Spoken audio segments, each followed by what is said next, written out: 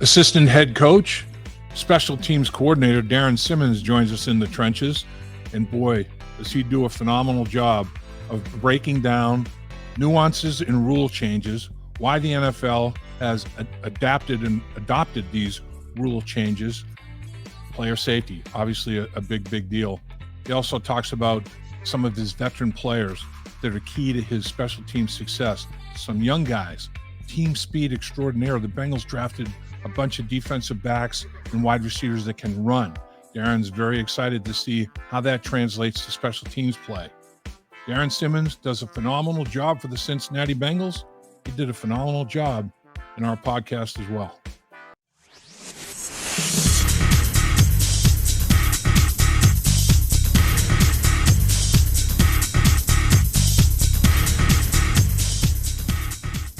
Welcome once again to In the Trenches with Dave Lapham, brought to you by First Star Logistics, as always, coming to you from our phenomenal studios. And our guest today, equally phenomenal. This guy, over a quarter century of excellence for the Cincinnati Bengals, entering his 26th year with the Cincinnati Bengals, assistant head coach, special teams coordinator, the one, the only, Darrin Simmons. Morning, Coach. Morning. Thanks for having me. Thanks for joining us. Thanks very much. I got to clear you up a little bit. This is my 21st year.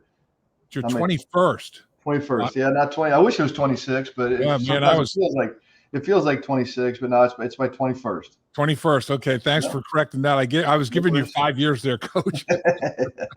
No worries. 21st year with the Cincinnati Bengals. That's outstanding, though. I mean, over 2 decades with the same team in the National Football League. Not many people have done that. I mean, What is it, Coach? What the fit between Darrin Simmons and the Cincinnati Bengals? Pretty special, isn't it? Yeah, it's been a great working relationship, and I think it goes beyond just a working relationship. You know, the people here, as you know, are very good people here. The Brown family's been very good to me. We are very appreciative of the opportunity to be here and really raise our family here. This is home to us now. And has been for a long time. We've always kind of felt that way. But no, it's been really special. I've been able to see the ups and downs of several different runs here. You know, when we first got here in 2003, things were and that's the reason there's always change, right? When there's changes, because things haven't gone well. So we got here in 2003, and we kind of built that up with Coach Lewis to, making the playoffs in 2005 and, putting on a pretty good run there through the early 2000s, but again, riding the ups and downs really of the quarterback position, I think, is what you're really riding there. Started off with John Kitna was I think in 2003 was the NFL Comeback Player of the Year and had a fantastic season. And then how that kind of transitioned to Carson and then, riding the wave of the ups and the ebbs and the flows of Carson. And then ultimately the breakup there and the drafting of Andy Dalton and then the early success that we had with him coming off of, and you couldn't come into a rougher spot, right? It was when, dealing with the CBA and the lockout in his rookie season. And so being able to ride the ebbs and the flows, the ups and downs of that, and then now where we are with Joe. So it seems like it all kind of revolves and hinges around the success of the quarterback position. Yeah, there's no doubt. I mean, it is definitely a throw-in league, and the teams that throw it the best are going to have the most success. And the big controversy right now about the running back compensation, that's flatlined, whereas every other position in the National Football League has accelerated in terms of compensation, and the running back position hasn't, because of the fact that it is such a throwing league. But what about special teams? I mean, you've seen over 20 plus years a lot of changes in terms of rules and things of that nature that dictate special teams play. Give us a little history on that. Well, it certainly has. A lot of it's revolved around the kickoff, and the changes. And I think it's all been in the mindset of player safety and trying to make the play, safer for the players. And I get that. I'm all for that. But we've changed from kicking off from a 35. Then we moved back to the 30. and then now we're back to the 35 again, them kicking off. I think it's changed now. I think the NFL wants more touchbacks. They don't want as many of those plays, and I don't know that that's the right way to approach it. I feel like that we're at a spot. We're at a difficult spot here. Again, I think the league thinks the more touchbacks there are, the less and obviously there is the lesser amount of opportunity for injury, whether it's some type of head injury, whether it's some type of soft tissue or lower extremity injuries. And to where we're almost getting close to. I think everybody feels like the play they're trying to eliminate the play. I really don't know that they're trying to eliminate it. I think they're trying to reduce the exposure to it a little bit, which kind of feels like they're trying to eliminate it. I think there's potentially going to be some better alternatives for us down the road than what we have now. But we've eliminated. I think it dates back to 2018. We eliminated the true wedge. We eliminated blindside blocks. Like I said, we eliminated the run up. You could line up anywhere just as long as you stayed behind the 35-yard line until the ball was kicked for the coverage team. We then moved that up to the 30. So you had to be 5 yards away. Again, trying to eliminate the speed that's generated to now we have to line up on the 34. So we're actually 1 yard, behind the 35 where we kick off, which is our restraint line. So they're really trying to eliminate all the speed. And, now they are the big rule change this year is, they're allowing fair catches on kickoff plays. So, and to simplify it really for the fans, you've always been allowed to fair catch a kickoff, but the difference was when you fair catch a kickoff, it was your ball at that spot, wherever it was caught. Right. Now the rule states, it's similar to the one in college, that if you fair catch a kickoff inside the 25-yard line, the ball goes to the 25-yard line. So in essence, it counts as a touchback. What a lot of people don't know is if you signal fair catch and muff it or drop it, it's your ball at that spot. So if you can envision fair catching a kickoff at the 2-yard line and you drop it and you muff it at the 2-yard line, it's the offense's ball at the 2. And so that makes it very difficult. I don't want our offense having to huddle up in the end zone, because we couldn't catch a kick. Right. So that's one big, negative of the way the rule works now. The other, there's a couple other big ones. I think if everybody can remember back in 2021, I think there's a playoff game, and this happens more frequently than that, but this is one that's going to stick out the most. There's a playoff game right before we played Kansas City, between Kansas City and Buffalo. It was in Kansas City. There's a lot of scoring back and forth there. Buffalo, I believe, scores with maybe 17 or 13 seconds to go, I think, in the game to take the lead. Right. And they chose to kick deep to Kansas City for a touchback, which in essence, there's no time that comes off the clock. When really strategically, and everybody does things differently, strategically, we would pop that ball up and force Kansas City to have to return it and, just pray to God we can go down and make a tackle. But what you're doing there is you're making the clock run. You're reducing the number of plays that Patrick Mahomes has with the ball. And so Buffalo didn't do that. They chose to kick it deep, so no time came off the clock. And we all know that, they drove down in whatever it was, 12 seconds, 10 seconds, whatever it was, and Butker kicks a game-winning field goal.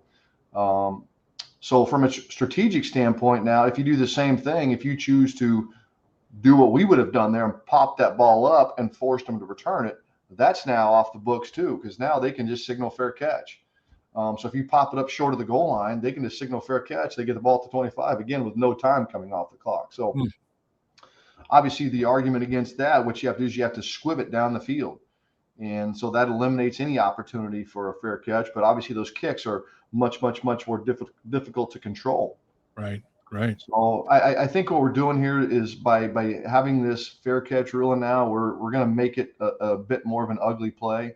We can and we could choose to squib it down the field at any point if we want to eliminate the opportunity to fair catch. So I think there's well, again, thankfully this is just a 1-year experiment, I guess, for lack of better terms, with this rule. I know that none of the coaches, including myself, are for it. I don't think the players are really for it too. A lot of the players, because in essence, if you talk about trying to eliminate this play, you're eliminating a lot of these back half of the roster players that are special teams players that, Right. that you're taking some of these guys' jobs away. And I don't, I don't think it's the best thing for our league moving forward. I think hopefully there's going to be some better alternatives we can come up with this next offseason to bring this play back into it more. How much goes on between special teams coaches, like during the season when you're contemplating things like this, tweaks? That's not quite, we're not quite there yet. Yeah. We'll revisit next off season. During the season, is there dialogue amongst the coaches? Hey, this might be a good idea, or that might be a good idea. Let's make sure we bring this up, when we meet again in the off season. Does much of that go on? No, there's not a lot. I think everybody's preparing to, Time. there's so much preparation that goes in on a week-to-week basis just for the Right. game in front of you that a lot of those discussions come up after the season, prior to and around the combine, and then certainly after the combine to the draft. There's a lot. We all went to New York. There's a group of, I'm on a committee of like 8 coaches, I think, that help try to work hand in hand with the league. Because sometimes I think there's some people at the league office that are, maybe doctors or maybe aren't directly involved in the game of football and don't see it through the same eyes as we do, that, they just see numbers, they see injury numbers and just want to cut them down. And how do you cut them down? Well, let's just eliminate the play. Let's just don't even do it anymore. Or, let's make this rule change and not think of any unintended consequences that come of that. So that's where I think the coaches kind of come in, that, hey, here's what we would do strategically. This is how we see it. Yes, we're all working towards the same thing. We want to make the play as safe as we possibly can for the players, yet make it still exciting for the fans. I don't think fans, including me, I don't like, hitting touchbacks all the time and just putting the ball at the 25-yard line. The way we go. I mean, what about guys like Devin Hester? Right. I don't even know if you'd have a Devin Hester in this day and age now, or, even a Cordarrelle Patterson. I mean, he was a dominant kickoff return player, dominant kickoff returner in this league for a while, and now he's kind of just fallen by the wayside because of all of these touchbacks that come into play now. So I don't know that it's the best for the league. I think there's going to be some, like I said, hopefully we can come up with some better alternatives going forward that makes this an exciting play again. Yeah, and boy, so many players, or quite a few players over the years, made their name as wedge buster. These kamikaze pilot psychos to go in there and bust a wedge up, and they paid a price. I mean, that's what you're trying to avoid. I mean, some of the guys aren't, all their faculties aren't with them at this point in time.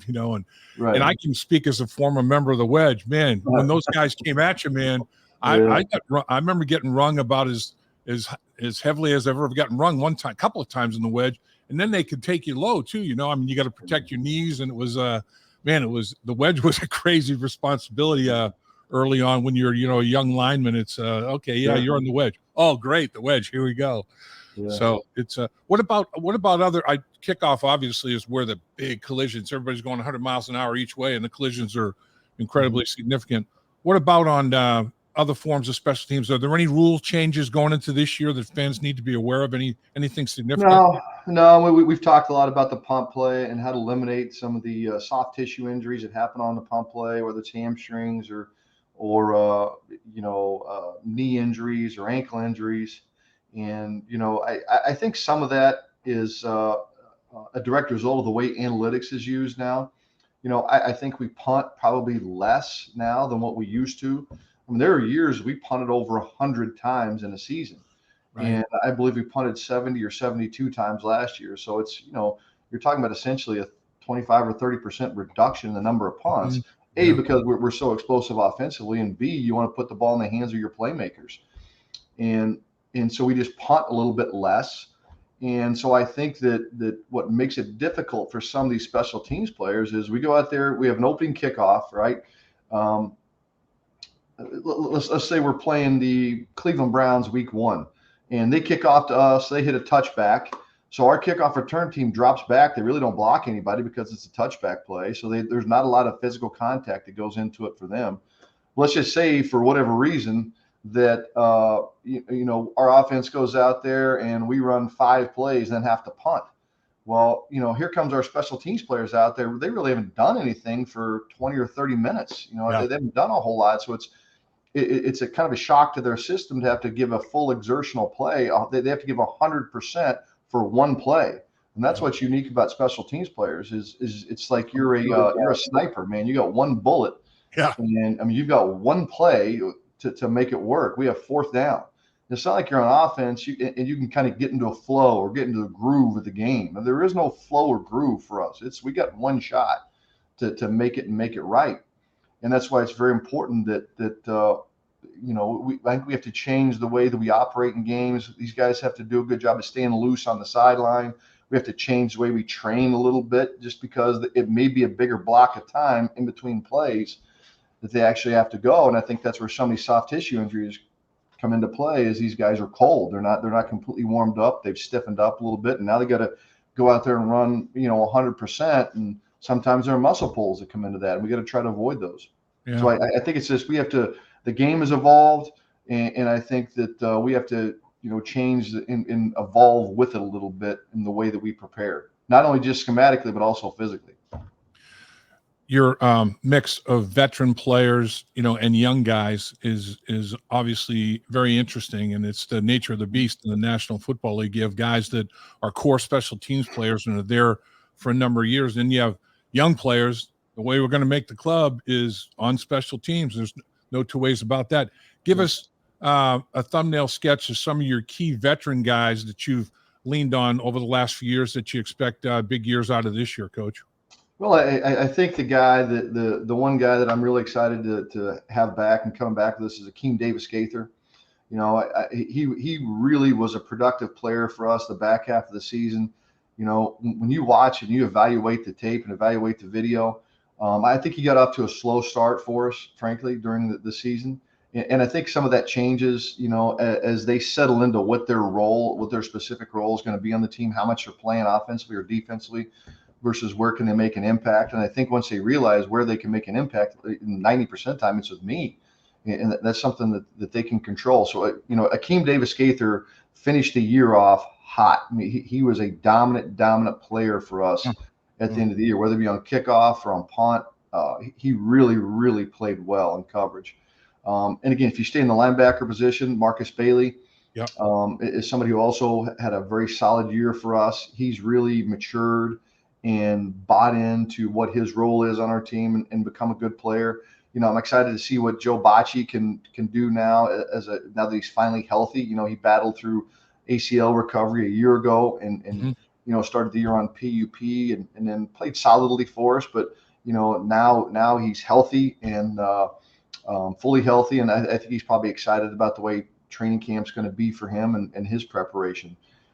If you go to the running back position, I think it's going to be a really good battle in a lot of areas. We got a big hole we got to try to replace in Samaje Perine, right? Whose role with us probably softened a little bit towards the last half of the 22 season. I think after Joe got hurt and Samaje was a starting player for us there for several weeks.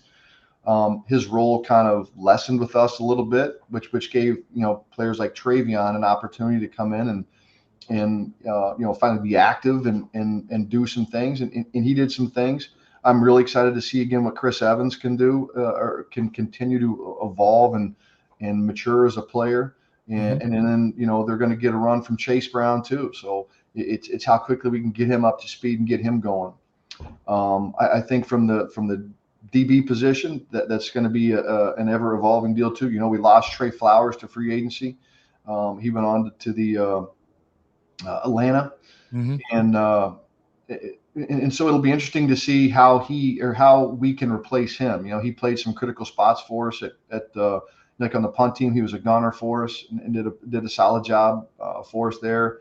So we're going to have some of these young guys step up and play, whether it's the DJ Ivies that we drafted or the DJ Turners. I'm excited to see what now that Tyson Anderson is back and healthy with us. He was really fortunate that he was around our team the whole year last year, even though he was on IR. He was in every meeting. So it's going to be really important to see what he can do, what he can bring to the table.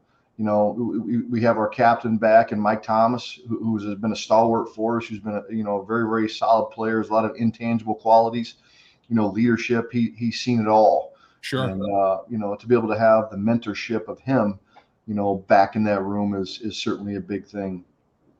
I think from the wide receiver position, that might be the most interesting position that we have, the battles we're going to have this year. Kind of starts for us in terms of young guys with Charlie Jones. You drafted him to, hopefully, add a spark or see what kind of spark we can create in the return game, whether it be on punt return or on kickoff return. So, he's really going to have to step up and develop mentally and physically and learn how to play as a pro, and get that going quickly here. We drafted also the kid out of Princeton, Andre. And we'll see what he can do too, and how he can come in and compete and learn these positions. Obviously, he didn't do a whole lot of special teams play at Princeton, but he's all in. He's spent a ton of time learning how to play these roles, and because they're going to get a hell of a lot of resistance from Stanley Morgan. Stanley Morgan's not going to go away easy. Nope. And he's been a very he's our Energizer bunny. He's the juice behind what we do. And so he's been a very good player for us too. So the tight end position will be an evolution also. I think it'll be nice that we got signed Mitch Wilcox back yesterday. Yeah. And so we'll keep adding to that room with him, and it's great to have Drew Sample back as a solid player for us, and we'll see what he can do in comparison to Devin Asiasi and the Tanner Hudsons and those guys. So there's a lot of good battles. There will be, and it's very interesting too, talking about how the league has evolved to, spread it and throw it, spread the field and throw the football. Well, base defense, including the Bengals, everybody's base defense is a 4-2-5. It's a nickel. I mean, so it gives you so much. There's a lot of receivers involved, potentially for tight ends that aren't getting, you got your top three receivers, and going to be hard to accumulate snaps from those guys, but they can get snaps with you. And then on the back end of the defense, the DBs, there's a lot of guys. And the thing is, Coach, they can all run. I mean, man, everybody that got drafted can fly. Your team's speed, is it about as good as you've seen, as you've had so far? Yeah, I think that's an area that we needed to upgrade too. I've always felt really good about the way we can play on kickoff, because we outrun people. We play with relentless effort and intensity, but we've always had speed to be able to run away from people. I don't feel like it's been that way, the last year or two. I don't feel like we've been as fast or as explosive as we've been. So it'll be helpful, it'll be beneficial for some of these young guys to come in here and cut them loose and let them get out and run, because you're right. I mean, that's the way the league works now. It's a league built on playmakers and speed, and we've certainly added to that.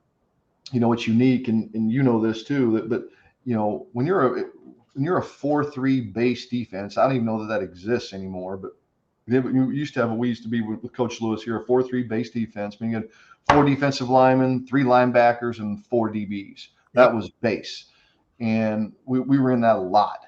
Yep. And so your 53-man roster is built around that. But at that time we had a 45-man active roster, so you could count on probably 7 defensive linemen being active. You count on 6 linebackers and 8 or 9 DBs. Well, that's completely changed now. I mean, now we have, with the way nickel is really the base defense now. Now we go into the game with like 5 linebackers. We go into the game with 9 or 10 defensive linemen and 9 defensive backs, sometimes 10 DBs.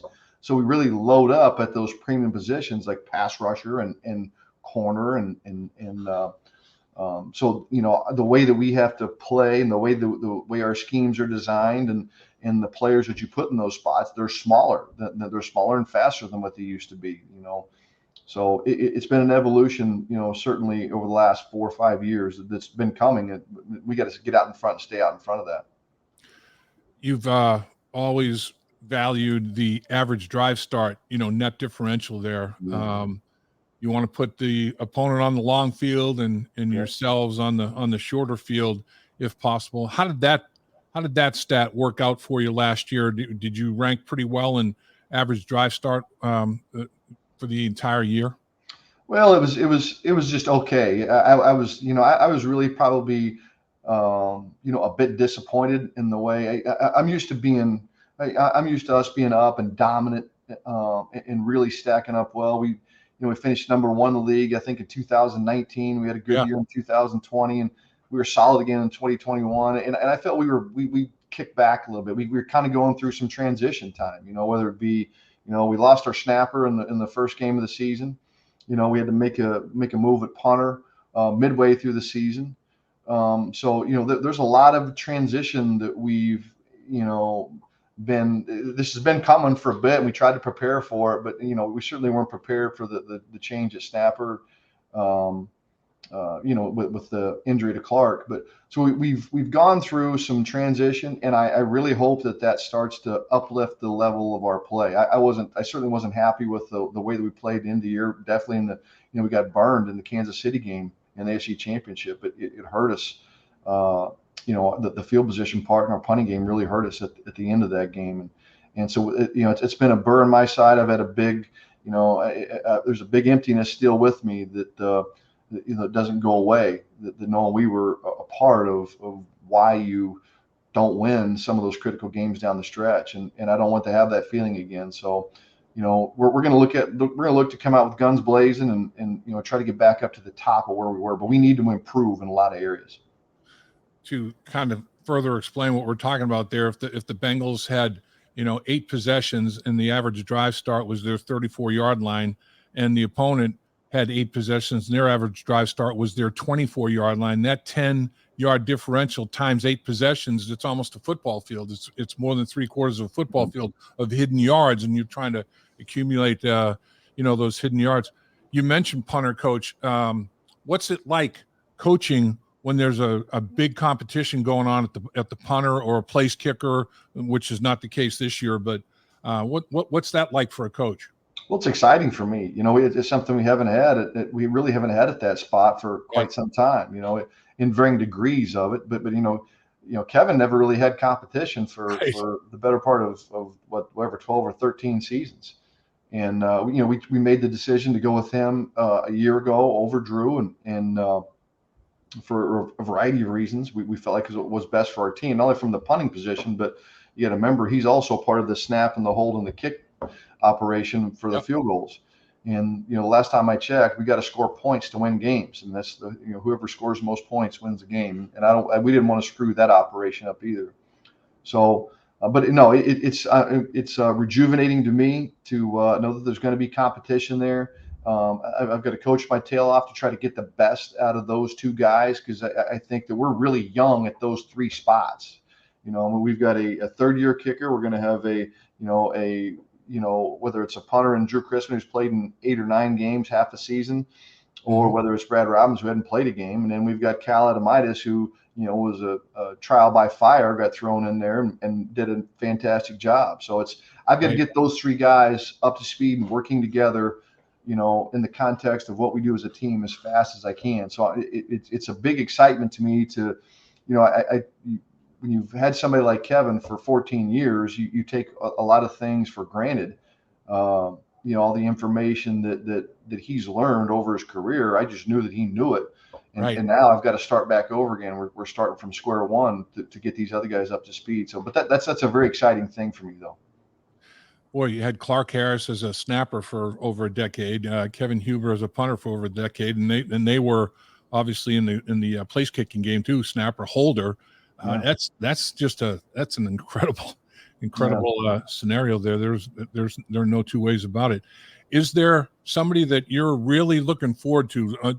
Either somebody that was young last year, rookie or whatever, first year performing for you, that you expect to make a step up, or one of these rookies that were drafted that I want to see what this guy looks like once the live bullets start to fly. Anybody you can enlighten us with in that regard?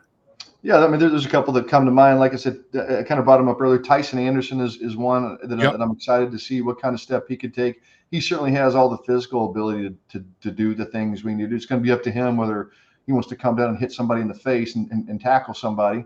or stick his Right. face in their block, that's going to be something that I'm going to need to see. I'm excited to see what, guys like DJ Ivy and DJ Turner can do for us. We're going to need them to step up in a big way, Yeah. and make plays.